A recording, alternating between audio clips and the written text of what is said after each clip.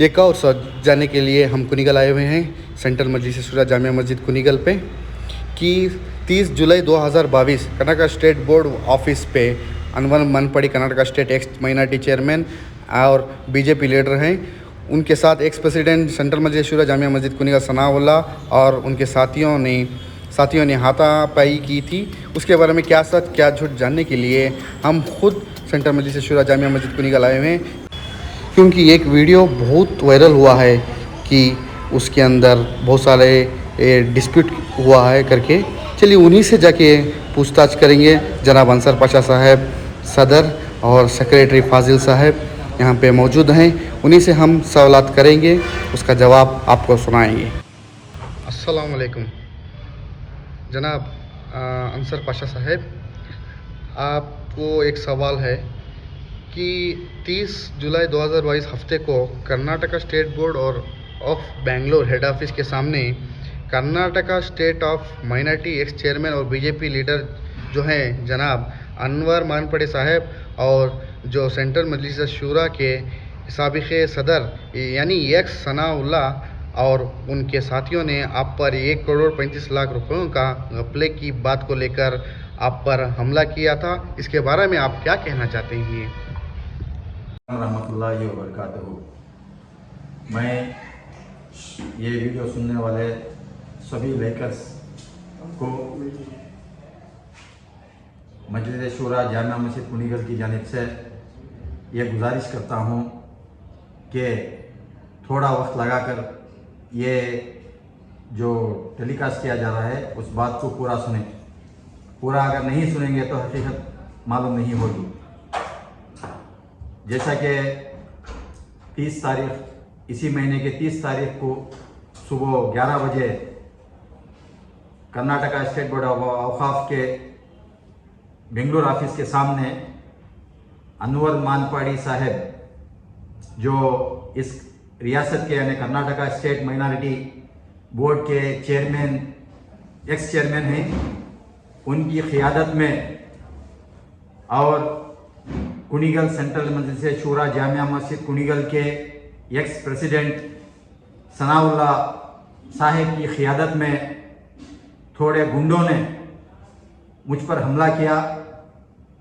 गैर कानूनी तरीके से जो हमला किया उसकी मजम्मत करते हुए ये बात को रखना चाहता हूँ कि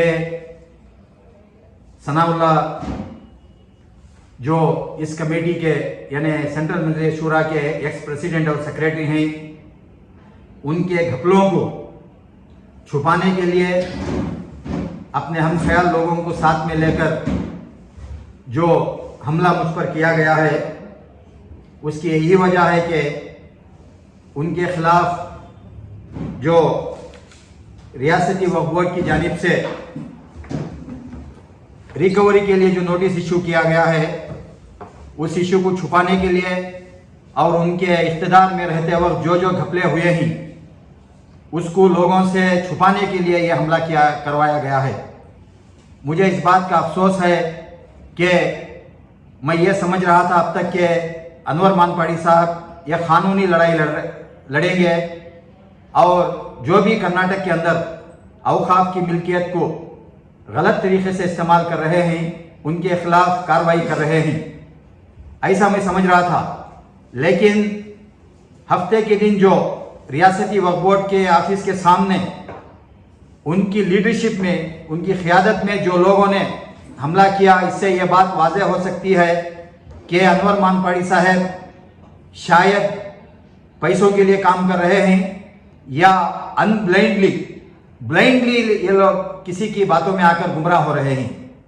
क्योंकि अनवर मानपड़ी साहब हमारी एक्स कमेटी के खिलाफ एक रिट पिटीशन डाले हुए हैं हाई कोर्ट के अंदर ऑडिट के सिलसिले में। उसके लिए ऑनरेबल हाई कोर्ट ने स्टे दिया है। यह कानूनी बात है। स्टे होने के बावजूद अनवर मानपड़ी साहब और उनके जो साथियां हैं, उनका ये डिमांड है कर्नाटका स्टेट बोर्ड की तरफ से कि वो हमारी प्रेजेंट कमेटी को सुपरसेट किया जाए। जो मामला हाई कोर्ट में है उसको चैलेंज करना है तो वो हाई कोर्ट में चैलेंज करें, या सुप्रीम कोर्ट में जाकर चैलेंज करें। रियासती वक्फ बोर्ड को पॉलिटिकली प्रेशर में लाकर, दबाव में लाकर एक कमेटी को सुपरसेट कराने की जो गलत कोशिश अनवर मानपाड़ी साहब कर रहे हैं, ये बिल्कुल गलत है। मैं अनवर मानपाड़ी साहब से गुजारिश करता हूं कि वो हकीकत को अगर जानना चाहेंगे तो उनके साथी सनाउल्लाह जो कुनिगल के एक्स प्रेसिडेंट हैं, उनके खिलाफ जो 96 इशू किया गया है, जो form number 96 Karnataka state board Waqf की जानिब से जो रिकवरी नोटिस इशू की गई है, एक्सप्लेनेशन नोटिस इशू किया गया है, उसके बारे में भी बात करें। वरना मैं ये समझूंगा कि मुझसे कोई उनकी जाती दुश्मनी है, इस वजह से मेरे खिलाफ कार्रवाई करने की कोशिश कर रहे हैं। और अगर वक्फ के साथ अगर काम करना है तो अनपार्लियामेंटरी वर्ड्स यूज करने की बजाय पार्लियामेंटरी और कॉन्स्टिट्यूशनली बात को करते हुए कानूनी काम करें। हो सकता है उन रियासती वक्फ बोर्ड के चेयरमैन के साथ उनके इख्तलाफात होंगे, और ये बात मैं आपके सामने रखने की कोशिश कर रहा हूं कि ये जो इख्तलाफात यानी डिस्प्यूट हैं कुनिगल की अवाम और कमेटी के दरमियान नहीं है। ये खास ग्रुप है, यहाँ के जो किराएदार हैं उनके उसमें एक छोटा सा ग्रुप है जो कमेटी की जानिब से जो किराए में इजाफा किया गया है यानी एनहांसमेंट किया गया है, उसके खिलाफ ये लोग भड़क कर जो एनक्रोचर्स हैं, जो सालों से किराया नहीं दे रहे हैं और इस कमेटी में मेंबर की हैसियत से रहकर जो करप्शन किए हैं, इन सारी चीज़ों को छुपाकर काम करने के लिए ये कोशिश कर रहे हैं। और रही दूसरी बात, अनवर मानपाड़ी साहब ने उस दिन एक इंटरव्यू में एक बात कही है कि हम कमेटी की जानिब से लाख तोड़कर हम लोगों ने दूसरों को बिठाया है। ये काम उनके आसपास जो लोग खड़े हैं यानी सनाउल्लाह, अब्दुल बासित, हिदायतुल्लाह, शुएबुल्लाह, ऐसे दीगर जो भी अहबाब उनके साथ में खड़े हैं, वो लोगों ने वो काम किया है। हम कमेटी में रहकर, इख्तिदार में रहकर हम लोगों को कमेटी की जानिब से बनाए गए दुकानात के कुफल तोड़ने की कोई ज़रूरत नहीं है। ये काम उनके साथियों का है, उनको बिठाकर तफसील मालूम करके प्रेस के सामने बात रखने की कोशिश करेंगे तो अनवर मानपाड़ी साहब को समझूंगा कि मैं वो अखिलती लीडर हैं, वरना यही समझूंगा कि जो वक्फ के खिलाफ जो काम कर रहे हैं उनका साथ देकर वक्फ को नुकसान करने में वो लोग अनवर मानपाड़ी साहब ताउन कर रहे हैं। मैं फिर एक बार ये बात करने की कोशिश कर रहा हूं कि अनवर मानपाड़ी साहब के साथ जो लोग अभी खड़े हैं उसमें जो साईं बाबा का रूप धारण करके यानी साईं बाबा के रूप में आने की एक अहबाब ने, एक शख्स ने कोशिश की है, उनसे मैं उनको ये बात वाज़ेह करने की कोशिश कर रहा हूं कि ये जो प्रॉपर्टी है मेरे अब्बा की नहीं है और किसी के अब्बा की भी नहीं है। किसी के अब्बा की होती तो वो हकदार होता था, मेरे अब्बा की भी नहीं है और आपके अब्बा की भी नहीं है। मैं ये बात को वाज़ेह कर रहा हूं कि वक्फ की जो प्रॉपर्टी है वो अल्लाह की मिल्कियत है। अल्लाह की मिल्कियत सिर्फ अल्लाह के बंदों का हक होता है। आप पूरी हकीकत को जानकर बात करें। जो लोग वक्फ को नुकसान कर रहे हैं, जो आपके साथ खड़े हुए हैं, अब जो हफ्ते के दिन मुझ पर हमला किया गया है, उन अफराद ने 4 साल के अंदर इस वक्फ इदारे को 3.5 करोड़ रुपए लगभग नुकसान किए हैं। 2018 से लेकर अब तक दुकानों को जो तारीखी काम है मजलिस शूरा की जानिब से 2016 से जो काम किया गया है उसको किराए पर देकर यहाँ की आमदनी को बढ़ाने के लिए जो कमेटी कोशिश की है, उस कमेटी का शुक्रिया अदा करने की बजाय ये लोग उन दुकानात को गलत तरीके से अपने कब्जे में लेकर कारोबार करने की कोशिश कर रहे हैं। दुकानों का ताला तोड़े हुए लोग आपके साथ खड़े हुए हैं। अनवर मानपाड़ी साहब को ये बात मैं कहना चाहता हूँ और गुजारिश करना चाहता हूँ कि उन लोगों को भी साथ लेकर कमेटी के हालिया अफराद को भी सदर सेक्रेटरी मेंबरान को साथ लेकर बैठकर तस्वीर करें जब आपको मालूम होता है कि भाई किसकी तरफ से कमेटी को नुकसान हो रहा है। और मैं इसके ज़रिए रियासती वक्फ बोर्ड को भी यह बात बताना चाहता हूँ कि 2 दिन से कुनिगल के अंदर ये एक बात गूंज रही है कि उन्होंने मिलकर हालिया कमेटी को सस्पेंड करने की कोशिश किए हैं और इसके साथ इसका ताउन रियासती वक्फ बोर्ड कर रही है। मैं रियासती वक्फ बोर्ड के अफसरान से भी ये गुजारिश करता हूँ कि वो अनलाफुली कोई काम ना करें जिससे वक्फ को नुकसान हो। 2016 से लेकर अब तक जो कमेटी आई है इसको सिर्फ कामयाबी की बुनियाद पर मकामी अवाम ने वोट देकर, क्योंकि ये जो कमेटी यहाँ पर बनती है वो बैलेट पेपर इलेक्शन से होती है। अगर हमारे से कुछ घपला होता या इदारे की तरक्की में कुछ रुकावटें हम लोग करते तो लगातार 3 बार हमारी इस कमेटी का ताउन मुकामी अफराद नहीं कर सकते थे। मैं ये बात आपके सामने रखने की कोशिश कर रहा हूँ कि 2008 से लेकर अब तक लगातार यहाँ की अवाम बैलेट पेपर के ज़रिए हमारी कमेटी की तरक्याती कामों को लेकर उसका ताउन करने के लिए हमारी कमेटी को ज़्यादा से ज़्यादा वोट देकर हम लोगों को मौका दिया है। मैं इसका सबसे पहले अल्लाह का शुक्रिया अदा करता हूँ और मकामी जो लोग ताउन कर रहे हैं उनका शुक्रिया भी अदा करता हूँ। और यह बात वाज़े तौर पर करना चाहता हूँ रियासती वक्फ बोर्ड के अफसरान से और अनवर मानपड़ी साहब से, ये 1 रुपये का भी अगर घपला हुआ है तो हमें हक नहीं है कि हम यहाँ पर बैठकर इस इदारे में काम करें। आपकी भी ये जिम्मेदारी बनती है कि आप लोग भी, आपको जो भी यहाँ की इंफॉर्मेशन दे रहे हैं उसकी तहकीक करें। सिर्फ आकर बोल देने से ब्लाइंडली बिलीव करके रिट पिटीशन डाल देना या रियासती वक्फ बोर्ड के सामने आकर किसी को मार देना, ये कोई अच्छी अलामत नहीं है। इसीलिए मैं गुजारिश करता हूँ कि लाफुली काम करें। जबकि जो ऑडिट रिपोर्ट आपके सामने है उस पर कर्नाटका हाई कोर्ट ने स्टे दिया है। कानूनी काम के लिए आप ताउन करें। कर्नाटका हाई कोर्ट का जो आर्डर्स आया है स्टे, उसकी इज्जत करें, क्योंकि कानून की इज्जत करना या कोर्ट के आर्डर्स की इज्जत करना मेरी और आपकी जिम्मेदारी है। जबकि और एक बात ये वाज़े तौर पर कहना चाहता हूं कि रियासत की आज की जो हालात है, सियासी हालात, उसके प्रेशर में आकर कोई ऐसा काम ना करें जिससे कौम और मिल्लत को नुकसान हो। इसकी पहल करते हुए कर्नाटका स्टेट बोर्ड ऑफ औकाफ की जानिब से हालिया कमेटी को जो नोटिस इशू किया गया है, वो नोटिस में भी बहुत सारे एलिगेशन गलत हैं। हम लोग इस बार इसकी क्लैरिफिकेशन दिए हैं, उसको क्लियरली देखकर कोई कदम उठाएं, वरना जो भी इस इदारे का नुकसान होगा इसकी जिम्मेदारी सीधे रियासती वक्फ बोर्ड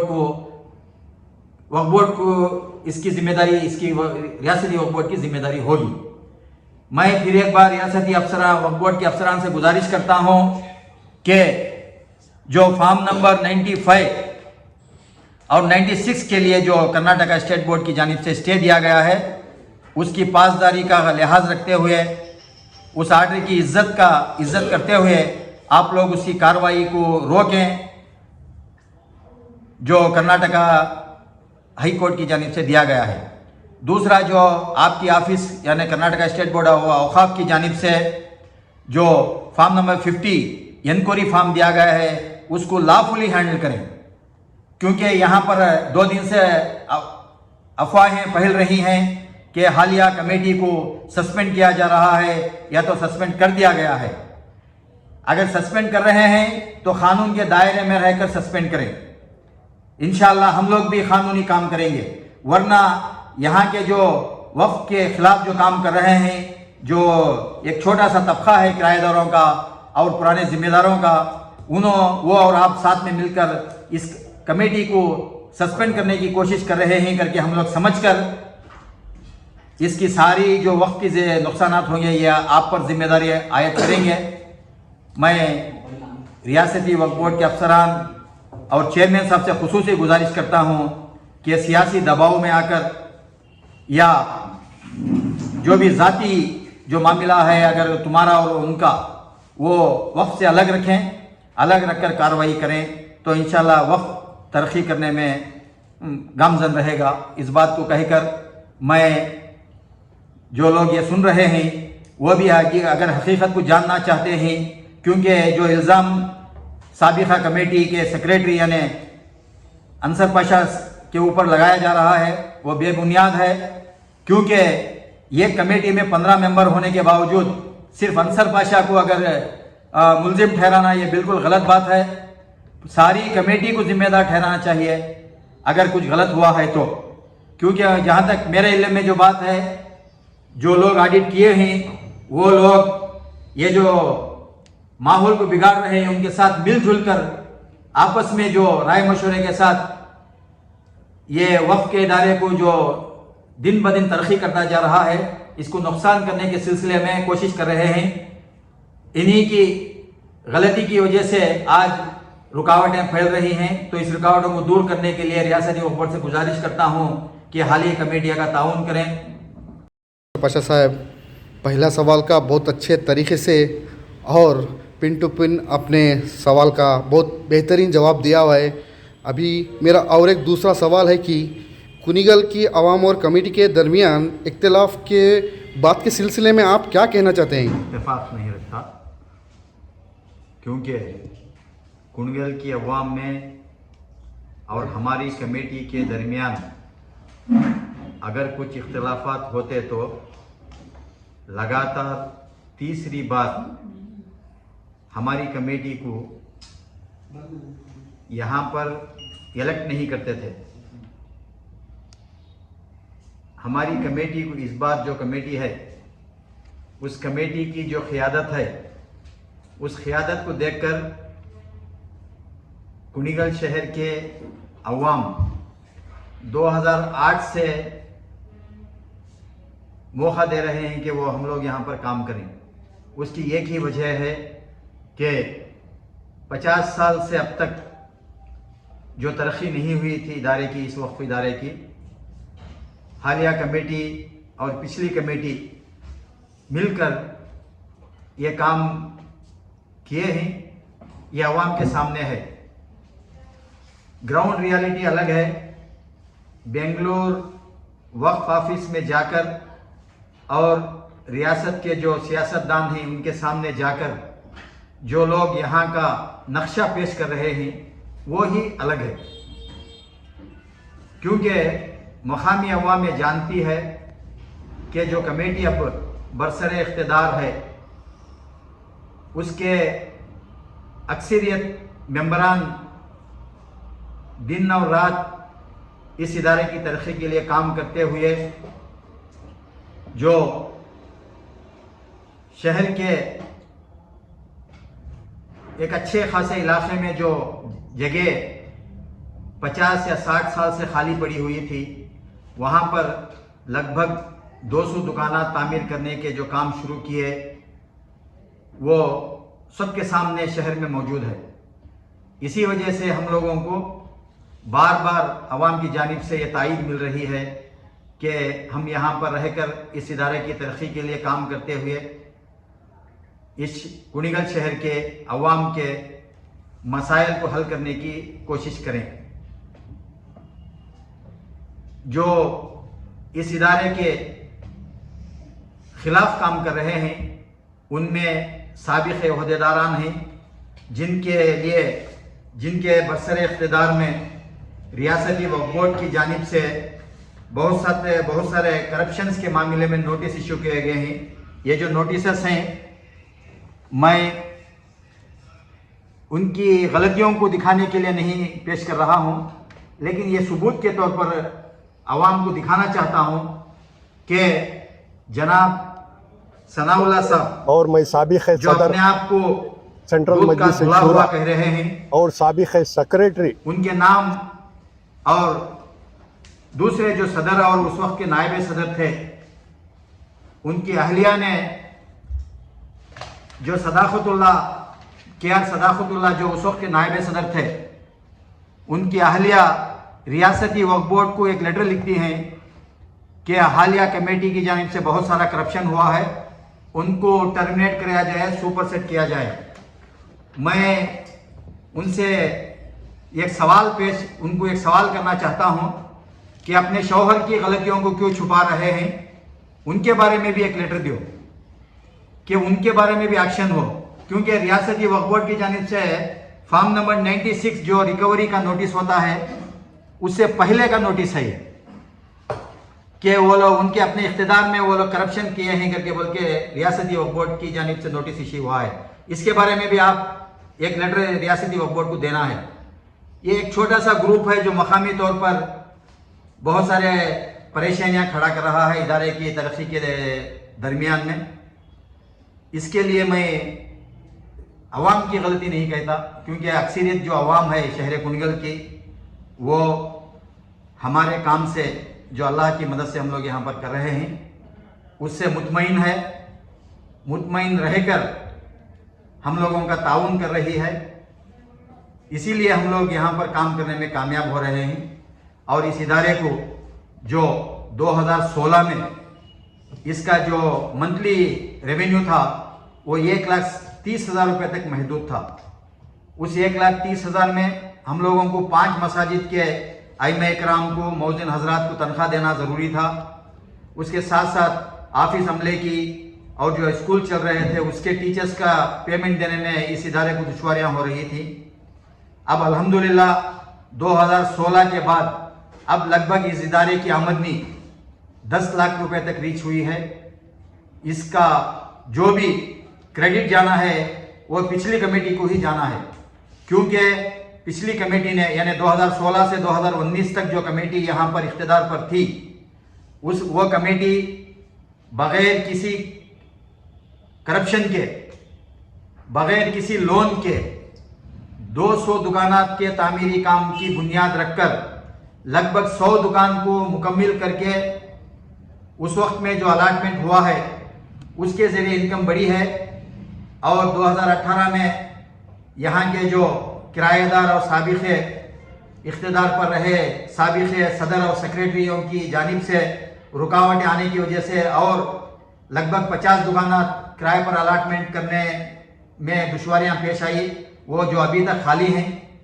4 साल से वो दुकानात की आमदनी लगभग इदारे को 4 करोड़ रुपए तक, 3.5 से 4 करोड़ रुपए तक नुकसान हुआ है। उस वजह से अवाम उनकी मखालिफत कर रहे हैं। उनकी मखालिफत करते हुए हमारा ताउन कर रहे हैं। अल्हम्दुलिल्लाह हम लोग इंशाअल्लाह यहाँ की अवाम की तायीद से और अल्लाह ताला की मदद से हम लोग इंशाअल्लाह इस इदारे को और तरक्की की तरफ ले जाएंगे, बशर्ते कि रियासती वक्फ बोर्ड के अफसरान इस कमेटी के काम का जायजा लेकर बगैर किसी बहकावे में आए या बगैर पॉलिटिकली प्रेशर में आए कोई भी गलत कदम अगर नहीं उठाएंगे तो इस इदारे को इंशाअल्लाह अगले साल तक और मज़ीद इसमें इजाफा, यहाँ पे की आमदनी में इजाफा करते हुए हम लोग इस इदारे को माहाना 15 से 20 लाख रुपए आमदनी का इदारा बनाने में हम लोग कोशिश करेंगे, बशर्ते कि रियासती वक्फ बोर्ड का ताउन हमको बिल्कुल ज़रूरी है।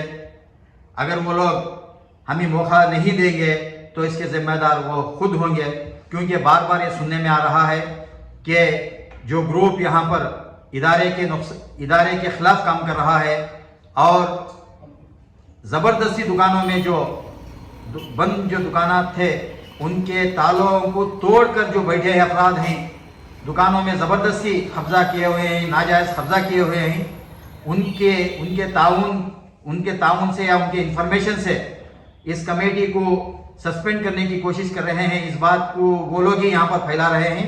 अगर वैसा हुआ तो हम लोग रियासती वक्फ बोर्ड की जानिब से इस इदारे को तरक्की से रोकने के लिए एक इकदाम समझते हुए हम भी इंशाअल्लाह जो कानूनी काम हो सकता है वो करने में पीछे नहीं हटेंगे।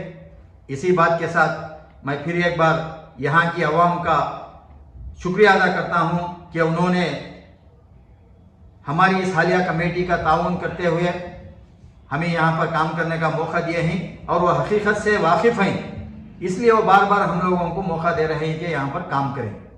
तो इस बात को लेकर जो इख्तिदार का हवस रखते हैं, जो साबिक़ सदर हो या सेक्रेटरी हो, क्योंकि एक बार इख्तिदार उनके हाथ से जाने से दोबारा इख्तिदार हासिल करने की वो जो उनकी जो गलत कोशिश है उसको कामयाबी नहीं मिल रही है। इस वजह से वो परेशान हैं। परेशान रहकर बार बार मुझ पर खुसूसन हमले कर मुझको डराना चाहते हैं। मैं इन जैसे हमलों को डरने वालों में से नहीं हूँ। ये जो जान है अल्लाह ताला की अमानत है। अगर मैं इस वक्त इदारे की तरक्की में मैं अपनी जान से हाथ धो बैठता हूँ तो ये मेरे लिए खुशकिस्मती समझूंगा। उसके बाद वो भी अल्लाह के यहाँ जवाबदार होंगे। वो लोग गलत तरीके से वक्फ इमलाक को नाजायज़ कब्जा करने की कोशिश कर रहे हैं।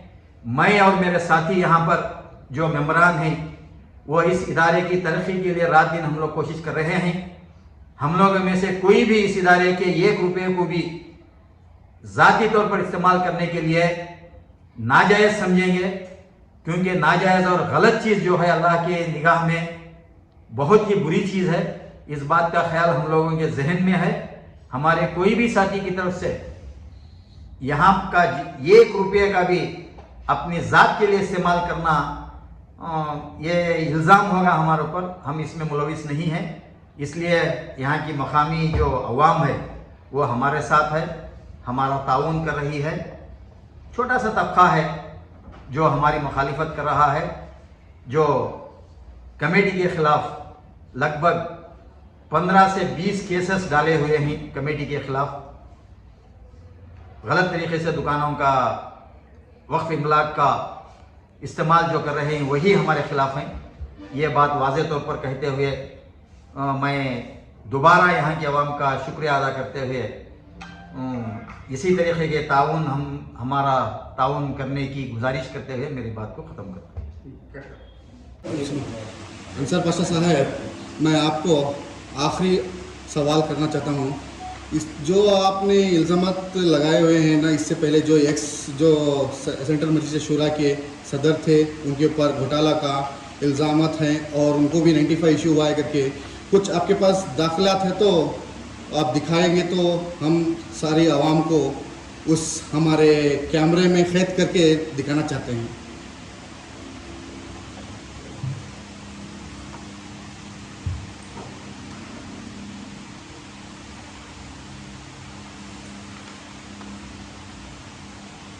आपके सवाल के जवाब में 28/1/2020 को जो उस वक्त के सेक्रेटरी जनाब सनाउल्लाह ज़री जो सेक्रेटरी रहे हैं उनके लिए 95 फार्म नंबर जो रिकवरी के जो मिसअप्रोप्रिएशन के लिए इशू होता है वो इशू हुआ है। और उसके बाद में सेम पर्सन और मैं साबिक़ सदर सनाउल्लाह ज़री सेंट्रल मजलिस के नाम से सेक्रेटरी हैं, और सेक्रेटरी थे, सेक्रेटरी उनके लिए 96 इशू हुआ है जो मिसअप्रोप्रिएशन ऑफ द फंड के लिए इशू हुआ है। इनके अपीयर होकर कोई डॉक्यूमेंट ना देने की वजह से फिर एक बार कर्नाटका स्टेट बोर्ड ऑफ औकाफ की तरफ से उनको 11/11/2021 को एक नोटिस इशू किया गया है डॉक्यूमेंट देने के लिए। उसमें भी आप देख सकते हैं कि अभी सनाउल्लाह ज़री के नाम से ये नोटिस का डेटेड है 11/11/2021। उसके बाद भी वो अपस्टैंडिंग रहने की वजह से फिर 3/3/2021 को एक नोटिस इशू होती है कर्नाटका स्टेट बोर्ड की जानिब से। उसकी भी लाज ना रखते हुए उन्होंने अभी तक कोई डॉक्यूमेंट सबमिट नहीं किए हैं और रियासती वक्फ बोर्ड की जानिब से भी उनके खिलाफ कोई कार्रवाई नहीं हुई है। ऐसे अफराद के साथ अनवर मानपाड़ी साहब मिलकर जो वक्त की इमलाक की हिफाजत करने की कोशिश कर रहे हैं, नाकामयाब होते हैं। सबसे पहले उनके साथ में रहने वालों के डॉक्यूमेंट तहकीक करके वक्फ का पैसा वापस दिलवा कर इंसाफ करें। उसके बाद जो भी है, दुकानों का घपला हो या ऑडिट का घपला हो, क्योंकि ऑडिट के मामले में ऑलरेडी हाईकोर्ट ने स्टे ऑर्डर दिया है और इसके बारे में कोई स्टे नहीं है, तो सबसे पहले अनवर मानपाड़ी साहब आप इस 96 के बारे में बात करें। उसके बाद में जो स्टे हुआ है वो इंशाल्लाह वर्डिक्ट जो भी आएगा कोर्ट का, हम उसका इस्तकबाल करेंगे, हम उसके तहत चलेंगे।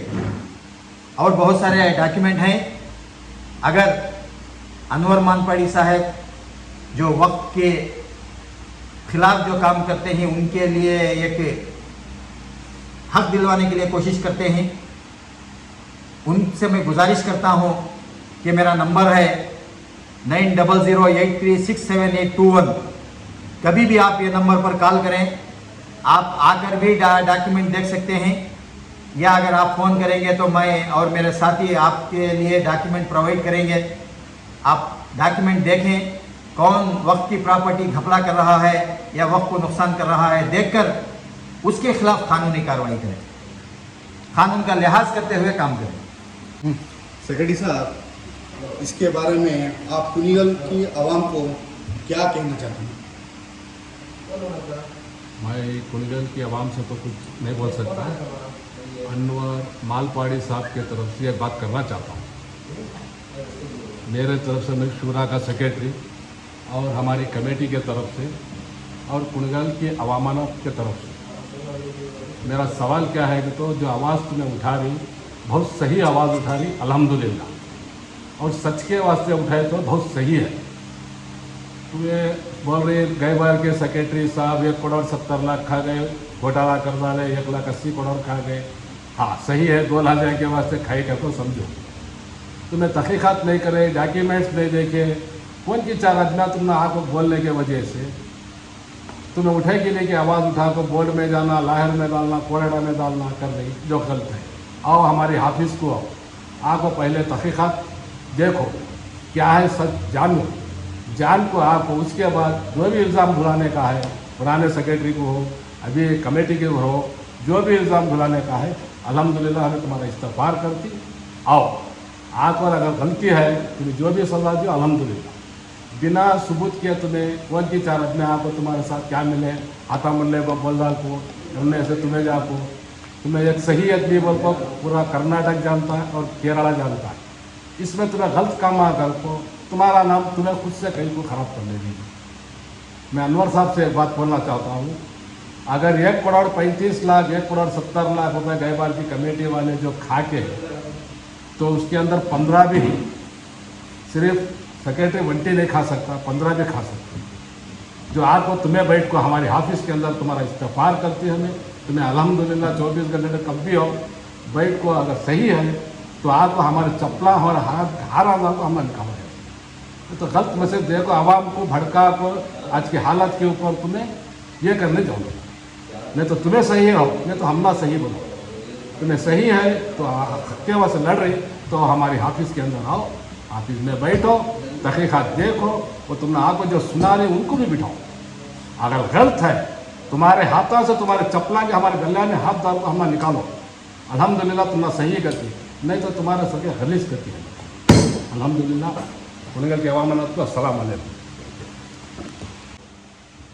बहुत बहुत शुक्रिया अंसर साहब, जनाब अंसर पाशा साहब और जनाब फाजिल सेक्रेटरी साहब कि आपने हम एक और सच का बहुत अच्छे से सवाल और जवाब हमको दिया है कि हमारी ये कोशिश रहेगी कि इंशाल्लाह हम हक़ के लिए और सच दिखाना चाहते हैं कि आवाम को, क्योंकि बहुत सारे वक्फ के अंदर घोटाला करके बहुत सारे लोग ये इसके अंदर डिस्प्यूट करते रहते हैं, हमारे में बहुत सारे परेशानियां क्रिएट कर रहे हैं।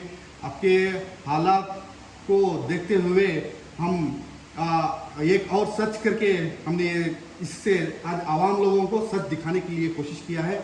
इंशाल्लाह और भी जो भी सवाल चाहिए करना चाहिए वो इंशाल्लाह दूसरी बार आएंगे और आपसे मुलाकात करेंगे। अल्लाह हाफ़िज़।